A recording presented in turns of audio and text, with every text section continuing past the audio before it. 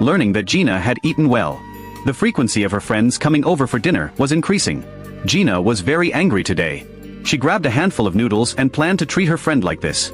She hoped that after this meal, she wouldn't come again. Early morning. Gina hadn't had time to tidy up the house. Her best friend had already arrived at the house. She had been visiting more frequently recently.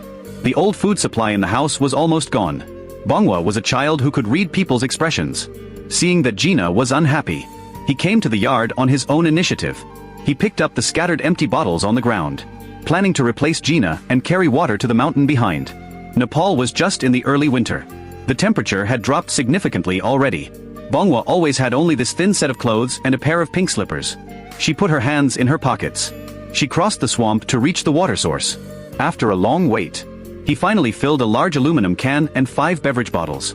The back basket on his back made Bongwa look even thinner. The way back to the city was even more difficult for him. Finally, half an hour later, he returned to Gina's house. Gina was waiting for this cup of water. She had been cooking for a long time, looking at the diligent Bongwa, and the best friend leaning against the pillar. She started to get a little angry again. So even though there was still some meat jerky at home, she only took out 3 packs of noodles. After the water boiled, she put the noodles into the pot. The sprouts of the onion grew longer and longer. She peeled off the dry outer skin. Gina not only didn't want to wash the onion, nor did she want to wipe the cutting board. She sat down on the ground directly. She roughly chopped the onion, increased the heat. The best friend today was disappointed. She got up early, climbed over mountains and hills to get a pot of noodles. But then again, for a family in Nepal, this pot of noodles was already quite good food. The noodles were rinsed with cold clear water. This could prevent sticking and make the taste more tender.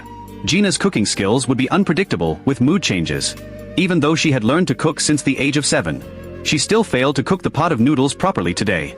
The best friend didn't care about this.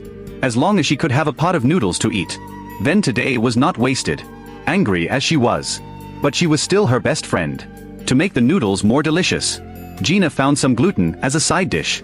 After the oil was hot, she put the shredded gluten into the pot.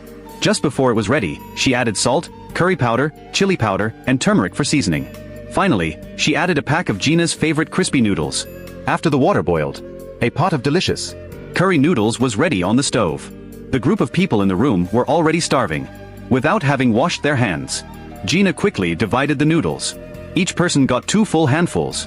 Although there was no meat, Gina would definitely make sure that everyone could eat enough, adding the new fragrant onion pieces for seasoning. Then ladled on 2 full spoons of curry noodle soup. Several people gathered in the kitchen, started to feast. After a busy day, Bongwa was